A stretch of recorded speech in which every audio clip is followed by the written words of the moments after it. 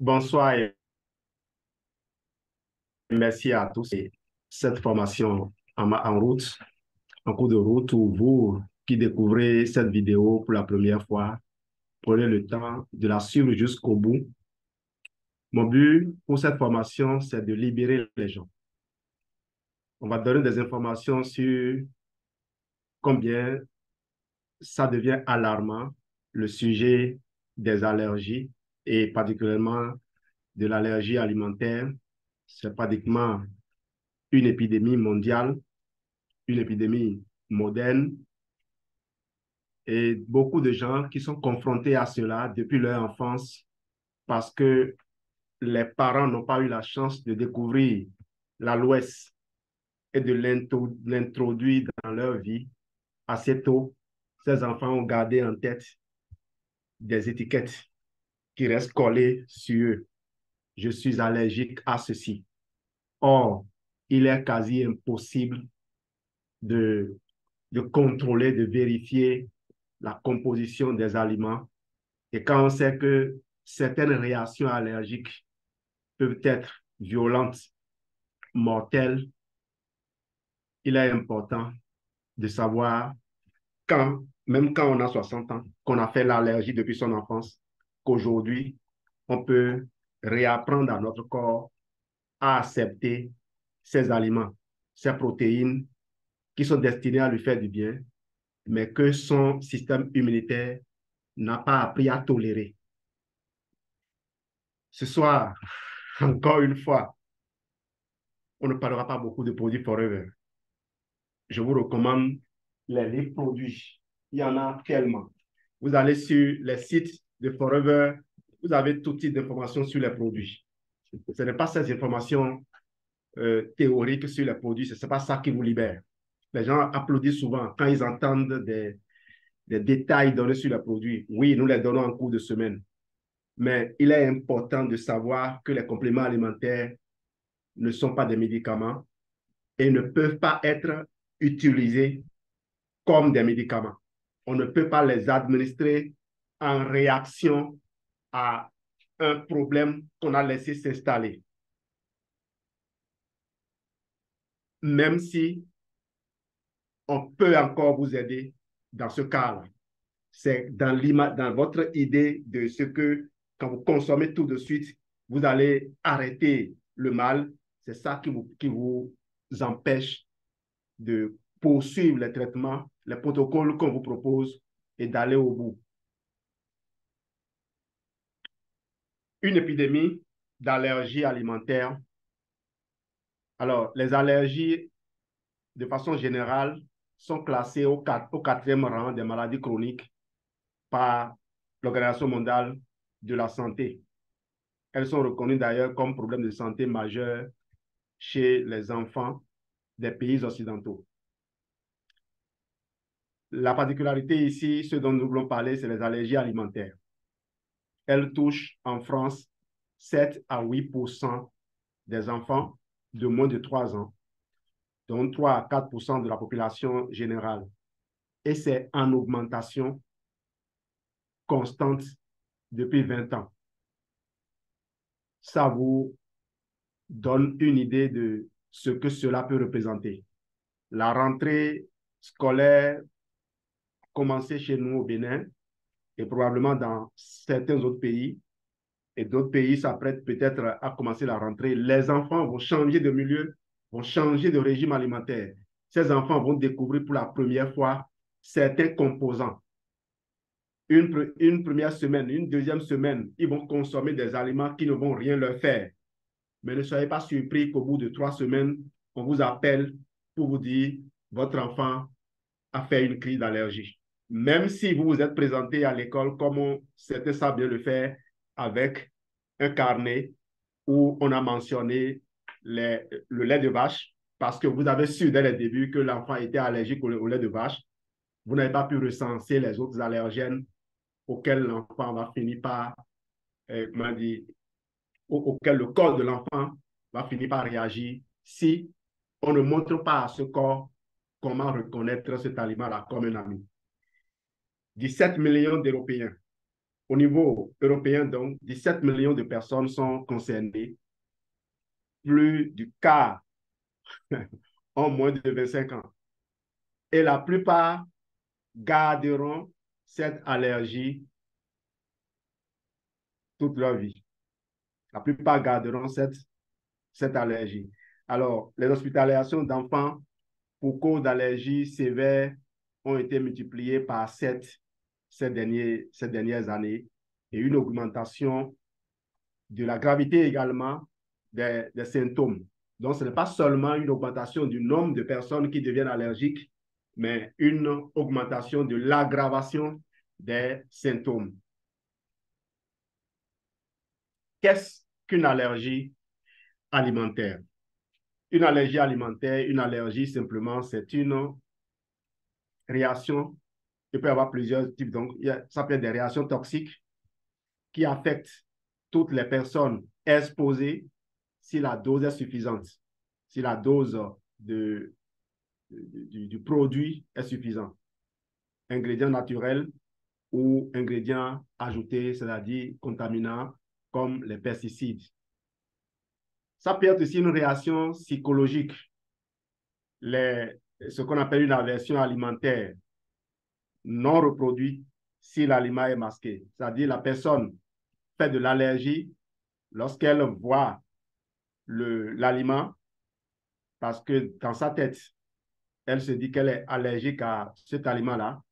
Mais lorsqu'on masque l'aliment, lorsqu'on met l'aliment dans quelque chose que la personne mange, la personne ne sait pas qu'elle a mangé ça, elle ne fait pas de réaction allergique.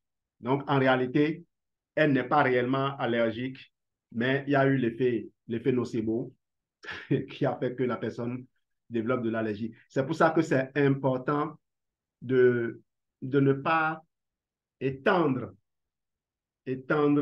vos allergènes. Je ne sais pas si je m'exprime bien. Vous êtes peut-être allergique à la protéine de soja. Et vous vous dites, il y a du soja dans le brevet laïque ultra. C'est mentionné pour avertir les gens, pour dégager toute responsabilité. Vous vous dites, c'est bien mentionné là-dessus. Donc, si je prends, je vais faire de l'allergie.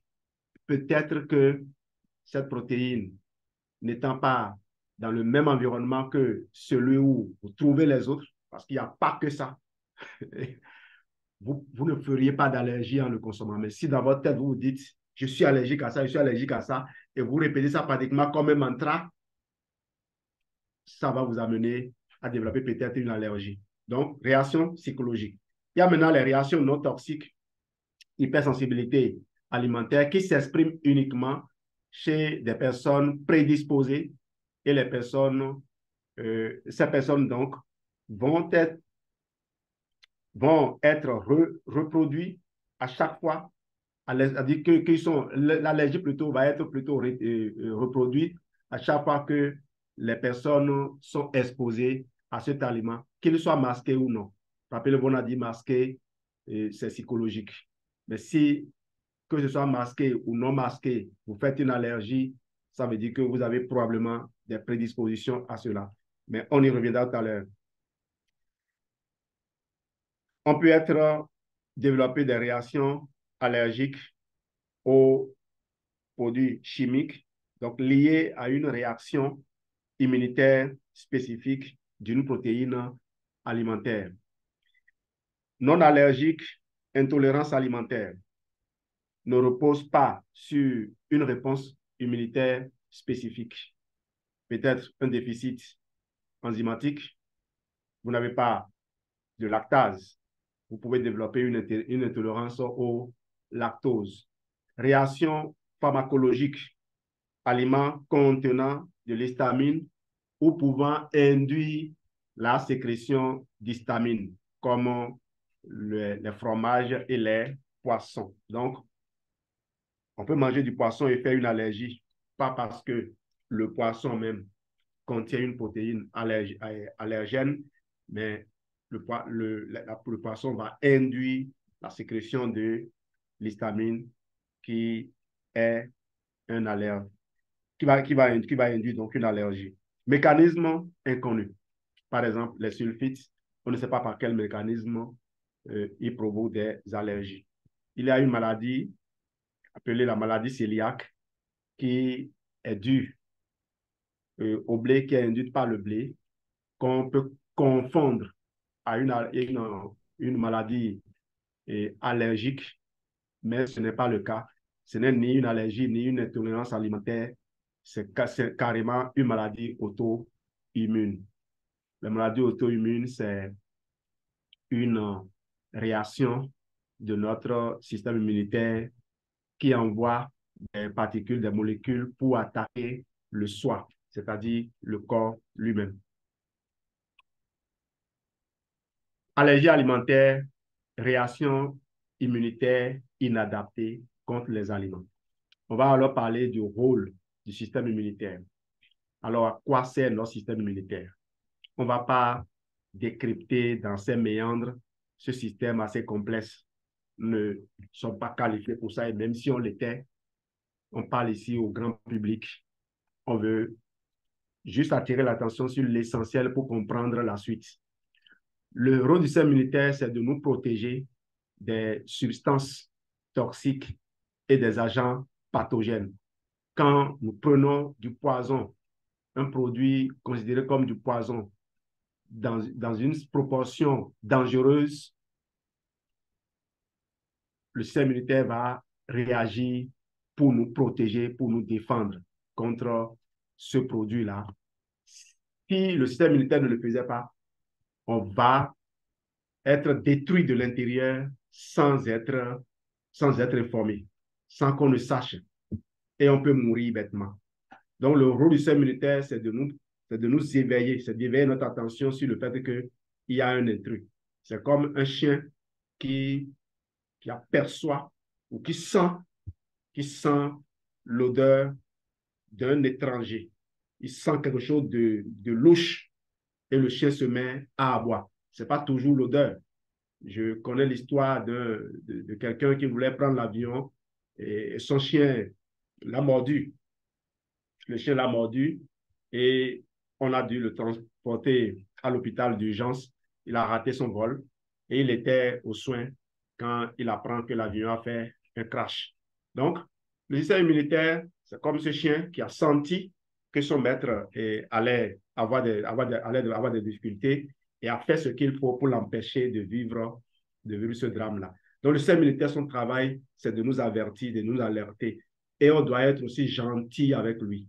On doit être gentil avec lui et quand on dispose de moyens pour le faire. Et notre communication d'aujourd'hui, c'est de vous informer, vous qui avez encore cette grâce, cette lucidité de savoir que Dieu n'a pas condamné l'homme à certaines souffrances et que si Dieu a permis que certaines plantes existent, que certains scientifiques fassent certaines découvertes et que certains hommes comme Resmond décident de dédier leur vie à l'amélioration de la qualité du sommeil des gens, dédier leur vie à l'amélioration de la qualité de vie des gens, eh bien, on doit en profiter. Dieu n'a pas créé ces choses-là pour rien. Donc, le système immunitaire aussi va nous apprendre à tolérer les substances comme les agents inoffensifs. L'homéopathie, c'est une doctrine médicale qui utilise des poisons à des doses infinitésimales pour traiter la maladie. S'il n'y avait pas eu des exemples, des faits établis, on aurait dit que c'est de la folie. Et pourtant, Paracelse n'a-t-il pas révélé que c'est dans la dose que se trouve le poison? Tout est poison, rien n'est poison. C'est la dose qui fait le poison. Nous apprendrons, et nous apprend plutôt, le système immunitaire nous apprend aussi à tolérer les agents du soi pour limiter la survenue des maladies auto-immunes. Le soi, c'est nous, c'est notre corps, c'est notre système immunitaire. Le système immunitaire utilise tout un réseau assez complexe de molécules solubles et de cellules immunocompétentes pour faire ce boulot. Et le cœur de cette présentation, c'est de vous montrer un peu comment se produisent ces éléments-là, tout au moins pour ce qu'on appelle les immunoglobulines. Alors, il y a deux types de réponses. Il y a la réponse immunitaire innée et la réponse immunitaire acquise. La réponse immunitaire innée, encore appelée non spécifique, est la première ligne de défense face à une infection. Les cellules de l'immunitaire, face à une infection, les cellules que je dis là, les cellules de l'immunité innée réalisent la phagocytose et libèrent des substances toxiques, c'est-à-dire quand il y a un agent pathogène dans le milieu, ces agents vont réagir tout de suite et les attaquer, les avaler par de phagocytose. Ils vont libérer des substances toxiques. Il y a également les macrophages, les neutrophiles, les mastocytes, les éosinophiles. On va revenir tout à l'heure sur les mastocytes. Réponse immunitaire acquise. La réponse immunitaire acquise, encore appelée réponse immunitaire spécifique, parce qu'elle est spécifique à un agent donné, c'est comme un répertoire des grands criminels de Interpol ou de n'importe quelle police républicaine. On va les recenser et on a parfois, on définit par type de ces gens et on les observe par leur comportement. Ils sont ce qu'on appelle des suspects. Si pour nous, toutes les personnes qu'on croise sur la route sont des prospects, pour les agents du service militaire, que dis-je, les forces de la police républicaine, pour un policier, tout le monde est suspect. Ça, c'est juste pour une digression. La réponse immunitaire acquise fait intervenir des cellules spécialement appelées les lymphocytes.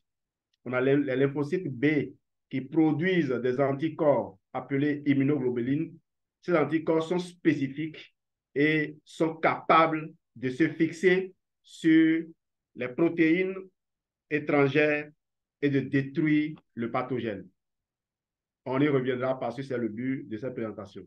Il y a les lymphocytes T qui peuvent détruire directement les cellules anormales, par exemple les cellules cancéreuses ou les cellules infectées par un virus. C'est ces fameux lymphocytes T que l'on dose pour les personnes atteintes du virus du sida, parce que justement, si leur nombre est en dessous d'un certain seuil, ça veut dire que les virus sont tellement nombreux, la charge virale est tellement grande qu'on les a éliminés. Donc, quand vous avez envoyé votre armée à la guerre et que c'est juste quelques personnes qui rentrent, vous pouvez craindre de ne pas gagner la guerre. L'allergie alimentaire est une forme de réponse immunitaire naturelle, normalement induite pour protéger l'organisme contre des agents pathogènes rencontrés au niveau des muqueuses, les parasites, les levures. Vous avez entendu parler de vers intestinaux. Et la dernière fois, je disais, mais j'étais surpris de constater que mes enfants n'ont jamais eu de problème de vers intestinaux. Ils n'ont jamais consommé de vermifuges. Et c'est pour cela que j'ai voulu partager ceci avec vous, pour attirer votre attention, chers partenaires, sur le fait que si vous faites face à des allergies, il est peut-être temps que vous acceptiez de faire le protocole, les protocoles qu'on vous a toujours proposés ici. Vous devez aller faire ces protocoles-là. D'ici fin décembre, je vais revenir sur le plan de consommation annuel que nous avons commencé à partager depuis 3 ans maintenant. Un plan que nous suivons. Et vous nous avez suivi toute cette année. Une réponse inadaptée, est-ce qu'elle est vraiment inadaptée? Bien sûr que oui, mais est-ce que parce qu'elle est inadaptée, on va ruiner, on va museler Non, il y a une autre alternative. Il faut l'armer. Il faut l'armer. Il faut armer le système immunitaire pour que la réponse soit désormais adaptée. Rencontre avec la protéine alimentaire perçue comme un signal de danger. Une protéine qui est normalement inoffensive parce qu'elle doit nous faire normalement du bien est perçue comme dangereuse. Réponse, la réponse serait normale lorsqu'il y a tolérance des protéines alimentaires qui sont par ailleurs nécessaires au maintien, au fonctionnement et à la croissance de l'organisme. Je vais vous parler de l'atopie qui est une prédisposition génétique. L'atopie n'oblige pas les gens, elle dit c'est une prédisposition à faire des allergies, mais elle n'est pas obligatoire. Elle ne s'exprime pas forcément. Ça veut dire quoi? On peut posséder les gènes qui vous rendent atopique, mais vous n'allez pas faire des allergies, comme vous pouvez faire des allergies sans avoir ce gène-là en vous. Les allergies alimentaires, c'est une interaction assez complexe entre l'individu, c'est-à-dire le bagage génétique de l'individu, son environnement et puis son alimentation. On a donné ici quelques chiffres des risques que vous courez lorsque vous avez des parents qui ont fait des allergies. Alors, 15 à 20% de risque de devenir allergique si aucun membre de la famille n'est atteint. Donc, si aucun membre de votre famille n'est atteint d'allergie, ne fait d'allergie, vous avez 15 à 20% de chances d'en faire. Si un parent est atteint, 33 à 48%. Si deux parents sont atteints, 50 à 60%. Et si les deux parents font la même allergie, vous avez 70 à 80% de chances de faire cette allergie-là.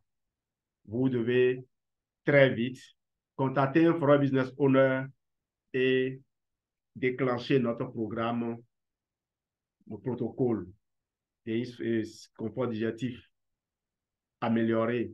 Si vous avez les moyens, si vous n'avez pas les moyens, ce n'est pas grave. Faites déjà le CPE simple. Passez au DS4 si c'est disponible dans votre région. Sinon, tombez sur le C9 et puis arriver au F15. Le but, c'est d'élaborer un programme mensuel d'exercice physique. Le but, c'est d'élaborer votre programme mensuel d'exercice physique. Ceux qui m'ont suivi, c'était hier, sur notre plateforme Telegram, je leur ai décliné ce programme-là. Du jour 1 au jour 30, vous savez exactement quel mouvement vous allez faire. L'exercice ne dure pas plus de 20 minutes et vous pouvez le faire dans un petit espace. Après, si vous voulez, vous pouvez aller courir, vous pouvez faire tout ce que vous voulez, mais vous transpirez. Souvent, quand je veux commencer, je me pose souvent la question de savoir, mais comment est-ce que cet exercice-là peut me faire transpirer? Mais je me surprends en train de transpirer, en train de sentir de l'essoufflement. Les exercices ont été bien conçus pour aider quiconque le souhaite à devenir indépendant et autonome. Les mécanismes de l'allergie alimentaire. Cette réponse inadaptée se déroule en deux phases. La première phase, c'est la sensibilisation. La sensibilisation, c'est la mise en place de la réponse allergique contre une protéine alimentaire. C'est comme sa formation. Quand on recrute l'armée, les forces de l'ordre ou même la police locale, on les sensibilise, on les informe, on leur donne les astuces qu'ils vont utiliser pour identifier les personnes suspectes, les personnes à risque. Et donc, voilà, c'est à l'étape là qu'il y a la sensibilisation. On présente la protéine aux cellules pour que désormais, lorsqu'on la voit à nouveau, on puisse la reconnaître et qu'on s'attaque à elle, qu'on lui enlève la possibilité de nuire, on la détruise avant qu'elle ne nuise. Alors, la deuxième phase, c'est le déclenchement des symptômes cliniques de l'allergie qui vont survenir suite à une exposition nouvelle, une nouvelle exposition avec la protéine sensibilisante. Donc, quand on a sensibilisé, il s'agit maintenant de déclencher l'opération. Je ne sais pas quel nom on va lui donner. Et tout à l'heure, quelqu'un me dira le nom qu'on va donner à cette opération-là. De déclencher l'opération pour mettre l'ennemi hors d'état de nuire. On va revenir maintenant à la sensibilisation. Elle fait suite à la présentation de la protéine alimentaire au système immunitaire adaptatif. Et chez certains individus, cela ne va pas conduire à une tolérance, ce qui devrait être normalement le cas. Mais en fait, cela va activer plutôt que le système immunitaire adaptatif tolère cette protéine, le système va plutôt activer des cellules spécifiques, des lymphocytes T et des lymphocytes B qui vont travailler ensemble. Et les lymphocytes B vont produire maintenant une classe d'anticorps particuliers qui sont les immunoglobulines de type E, qu'on appelle donc des IgE. Dans la suite, vous allez entendre, vous allez voir IgE. Quand vous voyez IgE, entendez immunoglobuline de type E. Croyez-moi, si vous demandez qu'est-ce que c'est, je vous dirai que je ne sais pas ce que c'est. Mais qu'est-ce que ça fait? J'ai une idée de ce que ça fait. Qu'est-ce que ça induit dans le corps? J'ai une idée. Comment? Je vais vous dire ça, mais je n'ai pas besoin de comprendre. Mais parce que je sais le processus, j'ai su qu'il faut juste utiliser l'aloès pour tuer tout ça. D'accord? Ces IgE sont spécifiques, j'espère avoir communiqué, hein? Ces IgE sont spécifiques de la protéine alimentaire immunitaire initialement. Elles sont capables de la reconnaître spécifiquement. Donc, il y aura des IgE pour chaque type de protéine. Il y aura des IgE pour chaque type de protéine. Et quand vous avez répertorié toutes les protéines, rappelez-vous, plus de 3000 gènes qui vont être codés. Chacun va fabriquer une protéine particulière.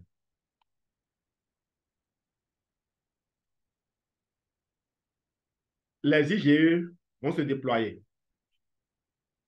Une fois les IgE fabriqués par les lymphocytes B, de concert, en ayant eu des informations, en ayant communiqué avec les lymphocytes T, les lymphocytes B ont fabriqué les IgE.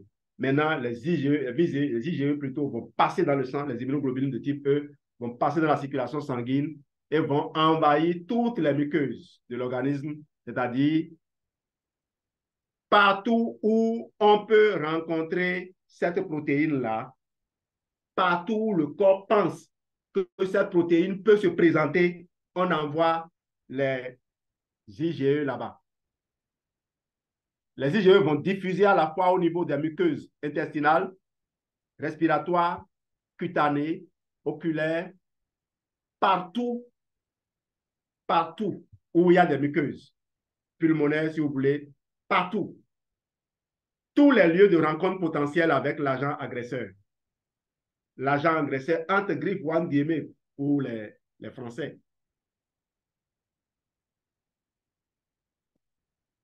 Au niveau maintenant des muqueuses, les IgE vont se lier à des cellules particulières qui possèdent des récepteurs spécifiques à leur surface permettant la fixation de ces IgE. Donc, les mastocytes, ce sont ces cellules-là, les mastocytes ont des récepteurs spécifiques pour capter, pour recevoir les IgE. Et quand c'est fait, ils attendent maintenant. Les mastocytes, ce sont de véritables bombes à retardement.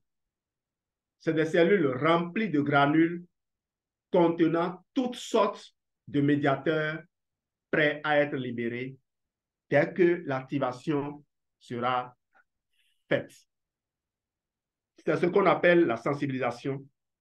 Et c'est suite à cette nouvelle exposition à la protéine à laquelle on avait été sensibilisé que cette protéine va être reconnue par les IgE spécifiques qui sont liés à la surface de ces mastocytes. Et c'est cette reconnaissance qui va conduire à l'activation des mastocytes et la bombe est complètement désamorcée. Donc, les mastocytes, ce sont, je vais dire, des sacs à merde. Des sacs à merde qui sont là, destinés à éloigner l'ennemi. Mais on ne vide pas le sac tant qu'on n'a pas perçu la présence de l'ennemi. Donc, le dispositif est fait, on envoie les outils de reconnaissance de l'ennemi se greffer comme la goupille de la grenade. Et lorsque l'ennemi apparaît et qu'il est identifié avec certitude, on enlève la goupille et on lance la grenade qui peut maintenant exploser et détruire l'ennemi. Voilà ce que font les IgE avec les mastocytes. Et c'est spécifique à une protéine. Les IgE sont fabriqués spécifiquement à la protéine. Donc, elles vont se décharger, les mastocytes vont se décharger et libérer leur contenu, un tas de médiateurs. La plus connue de ces médiateurs, c'est l'histamine. Mais il y a tout un tas qui vont être relargués. Leur quantité et leur concentration sont fonction de l'environnement, de la concentration de la protéine présente. Bien sûr. Si vous avez des otages et mélangés à des criminels, vous n'allez pas tirer dans le tas. Vous n'allez pas lancer des bombes. Vous allez plutôt chercher des tireurs d'élite pour neutraliser vos besoins. Parce que si vous touchez l'assaillant et qu'il est vivant, il peut encore faire plus de dégâts. Soit vous l'empêchez de nuire. Et remarquez que les gens n'ont pas toujours l'intention de tuer le malfaiteur au premier coup. Mais les cellules, les ennemis ici, il faut les éliminer. Alors, tous ces médiateurs sont responsables de l'apparition des symptômes cliniques. Et quand les symptômes cliniques apparaissent, chacun utilise les armes dont il dispose. Et quand je parle d'armes, je parle aussi de connaissance, je parle de conscience, je parle de capacité à s'adapter. Est-ce que je communique? Ouverture d'esprit pour voir si cette solution que j'utilise depuis des années ne marche pas. Est-ce qu'il y a une autre? Si j'entends des rapports incessants de résultats positifs obtenus, je crois que je devrais m'intéresser à ces rapports-là. Si vraiment j'ai l'esprit scientifique, je vais faire comme un certain Paul Savadogo pour aller faire mes propres recherches et constater que ce n'est pas un leurre, ce n'est pas des histoires. Ça ne peut pas être des histoires. On peut raconter certaines histoires pour certains peuples pendant un temps, mais on ne peut pas raconter la même histoire au monde entier pendant plus de 45 ans. Quelques remarques. Un individu peut être sensibilisé, mais ne jamais avoir de symptômes cliniques et donc consommer l'allergène, masqué ou non, et ne présenter aucun signe clinique. Pour être sensibilisé, deuxième remarque, pour être sensibilisé, il faut être exposé à la protéine. Donc, vos enfants qui sont à la maison, s'ils ne mangeaient pas des produits contenant les allergènes qu'ils vont rencontrer à la crèche ou à la maternelle, ils ne vont pas développer l'allergie dès les premiers jours de consommation. Le corps va être préparé. C'est comme dans une certaine région de l'Afrique, il y a un coup d'État qui s'est opéré et les chefs d'État du voisinage, sachant qu'ils sont dans, je vais peut-être dire une connerie, dans les mêmes situations que leurs congénères, ont commencé par prendre leur disposition. Pour être sensibilisé, il faut être exposé à la protéine. On est allergique aux aliments présents dans notre alimentation et notre environnement. Donc, je reviens pour vous préciser, chers parents, qu'il se peut que demain, après-demain, d'ici quelques jours, on vous appelle de la crèche pour dire votre enfant est en train de faire une allergie, malgré le fait que vous avez bien listé.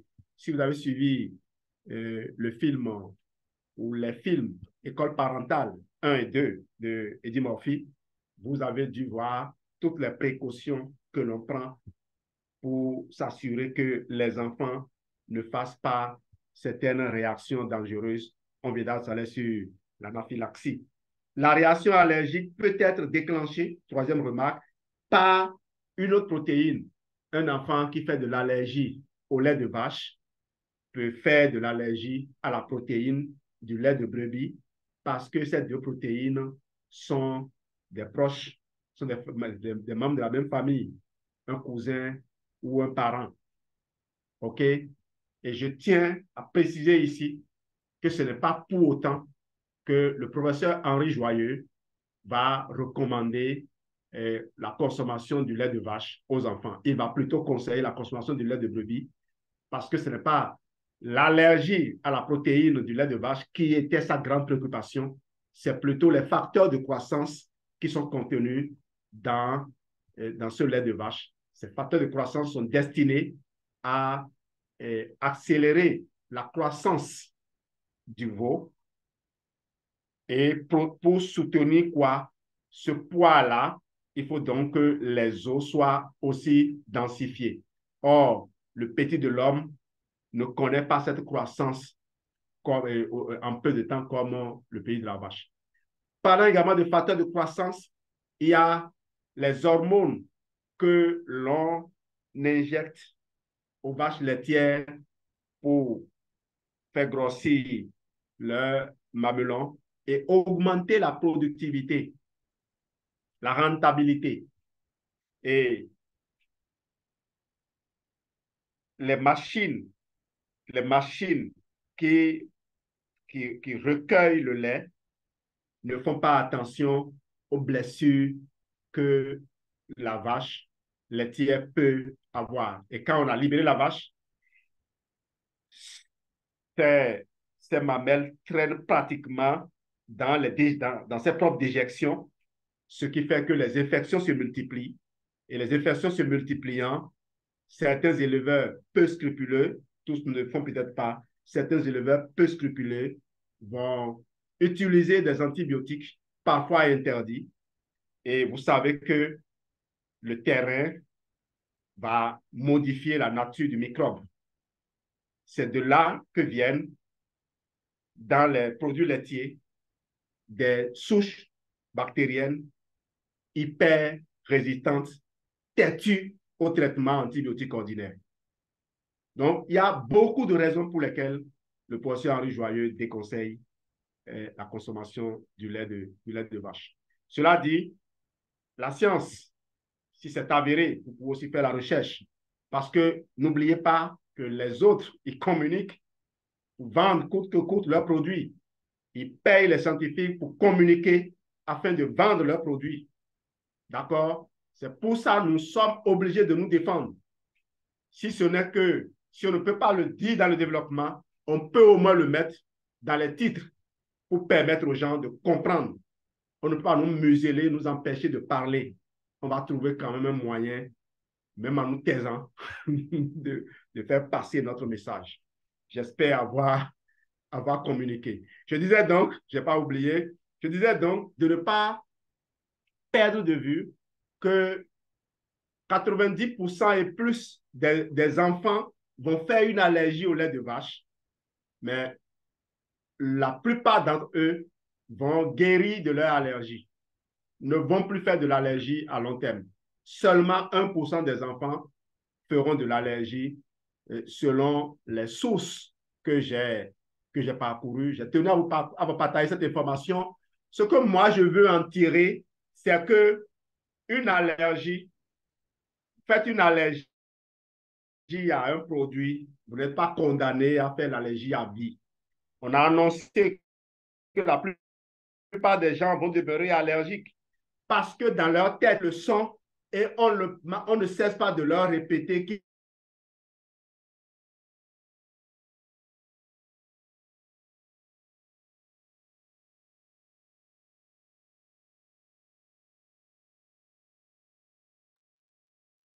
n'iront jamais. Attention, j'ai consommé les produits Forever. Ils en consomment tout le temps. Et au passage, ma fille, Jane Leach Meyoke, vient de réussir à intégrer le CEG d'excellence de Grand Popo, l'école que je dirige, et j'ai tenu à suivre son alimentation. Elle va manger pendant la récréation et avant de manger, elle prend 2 comprimés de Kid. Je ne m'occupe pas de savoir ce qu'elle consomme à la maison. Avant de manger à 10 heures, elle prend 2 comprimés de Kid. Et quand elle a fini de manger, si elle se rappelle ou passer par mon bureau avant d'aller en classe, elle prend une gélule d'Atixi. Voilà le programme nutritionnel que j'ai conçu pour ma fille. Elle sait qu'elle a sa dotation à la maison. Donc, si j'ai tenu à faire cela, c'est parce qu'il n'y a pas longtemps, j'ai approché un aîné, un coach, pour lui demander quel est le meilleur investissement, comment je peux investir mon argent. Et il m'a répondu, le meilleur investissement pour lui, c'est ce qu'il fait dans ses enfants. Vous savez, les gens ne parlent pas beaucoup. Parfois, on donne des conseils aux gens et ils se mettent à poser tellement de questions là. Il y a des gens qui n'ont pas beaucoup de temps. Et donc, quand ils vous donnent leurs conseils, il faut retourner faire des recherches. Après, maintenant, vous pouvez revenir en ayant demandé une autre audience. J'espère avoir communiqué aussi de ce côté-là. Les symptômes, ils touchent différents organes. Habituellement, on pense que c'est le système digestif qui est affecté.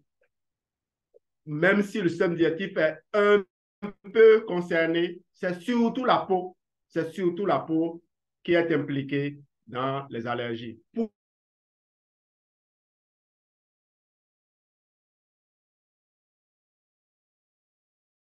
80% des cas.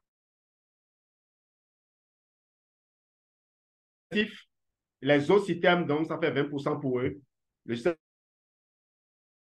diarrhée, douleur abdominale, système respiratoire, congestion nasale, éternuement, changement de la voix, toux, sifflement, asthme. Au passage, ça fait combien de temps que je communique? Et est-ce que vous avez vu ma voix changer une fois? Cela peut arriver. Mais pour concevoir durant tout le temps, ça veut dire que les produits Forever en sont quand même quelque chose. Ça fait plus d'1 an que nous communiquons ensemble. Vous n'avez pas vu cela. Il n'y a pas une fois où on a dit il est indisposé, il ne veut pas faire la conférence. Ça aussi, c'est un message que la nature vous donne. Le système cardiovasculaire va s'exprimer par l'hypotension, par les malaises. Au passage, pour cette formation, j'ai une autre diapo complète que j'ai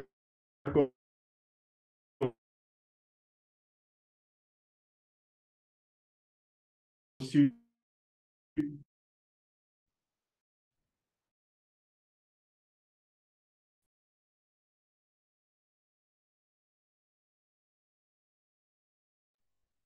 Allô, allô, allô, allô. Merci, merci à Jean-Louis. Merci énormément pour ce qu'il nous a apporté ce soir. J'espère que tout le monde a pu recevoir toutes ces informations que Jean-Louis nous a apportées.